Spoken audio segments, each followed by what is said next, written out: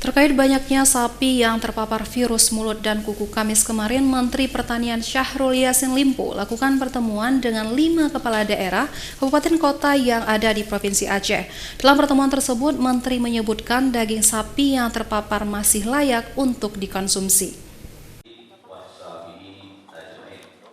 Dalam pertemuan yang dilakukan di Aula Kantor Bupati Aceh Tamiang, selain dengan 5 kepala daerah seperti Kota Langsa, Aceh Timur, Aceh Utara, dan Aceh Besar, pertemuan ini juga dihadiri oleh berbagai instansi lain seperti TNI dan Polri guna membahas penanganan wabah virus PMK yang terjadi pada ternak sapi.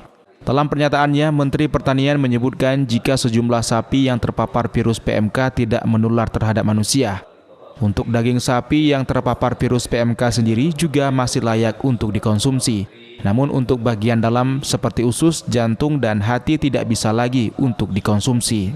Sementara itu, Syahrul Yassin Limpo sendiri mengungkapkan jika saat ini Kementerian Pertanian akan segera mendatangkan vaksin, baik itu berasal dari luar negeri maupun dari dalam negeri, untuk dapat diberikan kepada sapi yang sudah terpapar maupun belum terpapar virus PMK. Virus PMK sendiri merupakan virus yang telah lama hilang dari Indonesia. Namun virus ini kembali muncul di Indonesia sejak pertengahan April lalu dengan variasi baru. Hal ini diungkapkan langsung oleh Menteri Pertanian saat memberikan edukasi penanganan virus PMK kepada sejumlah kepala daerah. PMK tidak menular pada manusia dan dagingnya masih bisa dikonsumsi untuk Idul Adha atau untuk apa.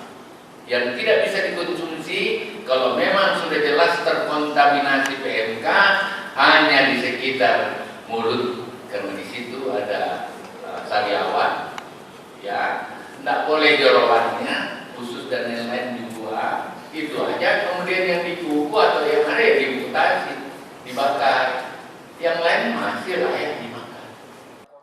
Untuk mengurangi ketakutan di tengah masyarakat, kita sampaikan jika daging sapi yang terpapar virus PMK masih layak untuk dikonsumsi, sebab virus PMK sendiri tidak menular kepada manusia.